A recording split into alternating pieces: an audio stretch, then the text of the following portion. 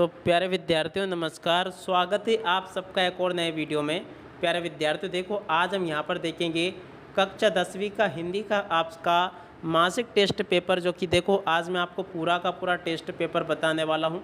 इसलिए आप लोग यहाँ से इसे पूरा देख कर जाना। जुलाई महीने का जो आपका मासिक टेस्ट होगा उसमें बिल्कुल आपको इसी प्रकार का टेस्ट पेपर देखने को मिलेगा, जिसके लिए प्यारे विद्यार्थियों देखो आपका पूर्णांक कितना 20 अंकों का होने वाला है। और देखो ये आपका हिंदी विषय का पूरा टेस्ट पेपर रहने वाला है। आप चलो अपन जल्दी से आगे बढ़ते हैं, समझते हैं आपके पूरे टेस्ट पेपर को। देख लीजिएगा, पहला क्वेश्चन यहाँ पर क्या पूछा है, सही विकल्प का चयन कर लिखिए। अब चलो मैं आपको बताता हूँ कि सही विकल्पों का चयन करके आपको कैसे लिखना है। पहला क्वेश्चन पूछा है, बिहारी किस काव्य धारा के कवि है। तो देखो प्यारे विद्यार्थियों, इस क्वेश्चन का उत्तर आपका क्या आ जाता, रीति सिद्ध। ठीक है ना, रीति सिद्ध इस क्वेश्चन का उत्तर होता। अगला क्वेश्चन पूछा है, सूर्य के पद की भाषा है। तो देखो सूर्य के पद की भाषा ब्रज भाषा है। और हवलदार साहब के चेहरे पर मुस्कान फैल गई। तो देखो प्यारे बच्चों, हवलदार साहब के चेहरे पर मुस्कान कैसी फैल गई। तो देखो इस क्वेश्चन का उत्तर आपका आ जाता कौतुक भरी। और अब अगला क्वेश्चन, भोलानाथ के पिता उन्हें गोरस भात सानकर खिलाते थे। तो देखो इस क्वेश्चन का उत्तर क्या आ जाता, चांदी के कटोरे में, कांसे के कटोरे में, या तो देखो इसका उत्तर आपका आता फूल के कटोरे में। ठीक है, यहाँ तक के सभी क्वेश्चन के उत्तर मैंने आपको बता दिए। अब अगला क्वेश्चन प्यारे बच्चों देखो ये पूछा है, स्थायी भावों के उत्पन्न होने के कारणों को कहते हैं। तो देखो दोस्तों, यहाँ पर स्थायी भाव के उत्पन्न होने के कारणों को क्या कहा जाता है, विभाव कहा जाता है। विभाव इस क्वेश्चन का उत्तर होगा। अब अगला क्वेश्चन, रमणीयार्थ प्रतिपादिका शब्दम काव्यम। तो देखो इस क्वेश्चन का उत्तर आपका क्या आ जाएगा, काव्यम। यहाँ पर आपको काव्यम याद रखना है और एक अंक वाली रचना कहलाती है। तो देखो इस क्वेश्चन का उत्तर क्या आ जाता, एकांकी। यहाँ से आपको एकांकी को याद रखना है। और अब अगला क्वेश्चन पूछा है, प्रतिदिन में समास है। तो देखो प्यारे विद्यार्थियों, यहाँ से आपको याद रखना है, प्रतिदिन में जो होगा ना आपका अव्ययी भाव समास होगा। तो देखो यहाँ तक के सभी क्वेश्चन के उत्तर तो मैंने आपको बता दिए। आप चलो अपन यहाँ से सत्य सत्य और देख लेते हैं। ठीक है, तो जल्दी से आप लोग सत्य सत्य को देख लीजिएगा। पहला क्वेश्चन पूछा है, भोलानाथ पूजा के समय मस्तक पर बबूत का तिलक लगाते थे। तो देखो प्यारे बच्चों, ये जो क्वेश्चन आपका दे रखा ना, ये पूरी तरह से सत्य हो जाएगा। उद्धव का संदेश गोपियों को गुड़ की तरह मीठा लगा। देखो ये जो क्वेश्चन आपको दे रखा ना, ये वाला क्वेश्चन में आपका क्या हो जाएगा, असत्य हो जाएगा। इसे आपको असत्य कर लेना है।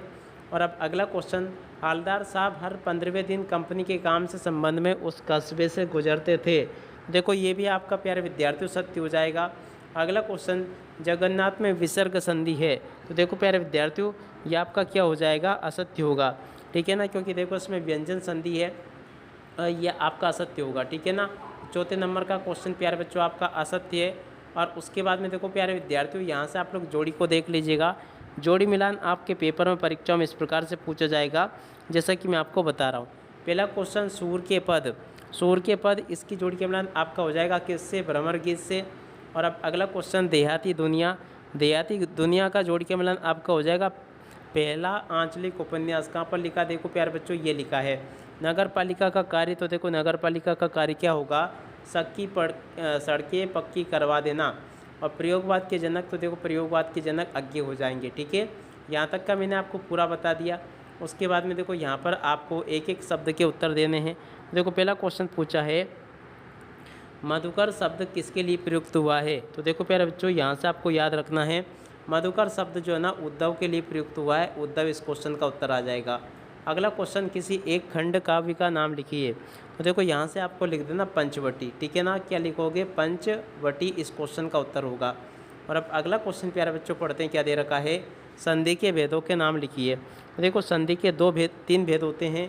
पहला भेद स्वर संधि, यहाँ से लिख लेना आप लोग स्वर संधि। दूसरा क्या होगा, व्यंजन संधि। तो देखो दूसरा यहाँ से आपको व्यंजन लिखना है।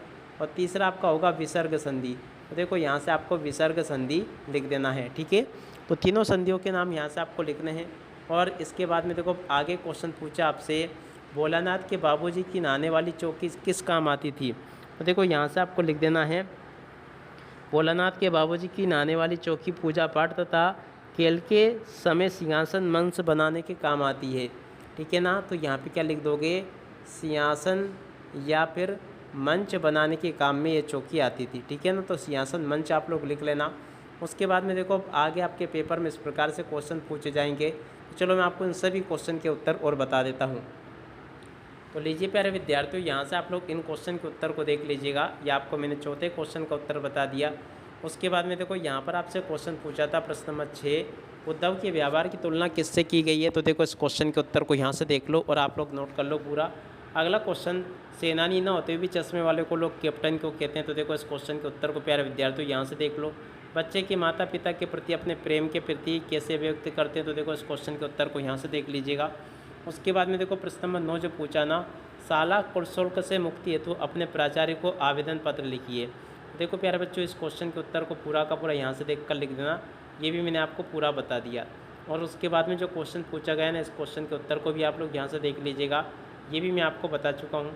इस प्रकार से A to Z में आपको सभी के सभी क्वेश्चन और उन क्वेश्चन के उत्तर बता चुका हूँ। उम्मीद करता हूँ कि आप सबको ये क्वेश्चन पेपर काफ़ी हेल्प करेगा। अब इसी के साथ में इस वीडियो को यहीं पर पूरा करते हैं। नमस्कार, जय हिंद, जय भारत।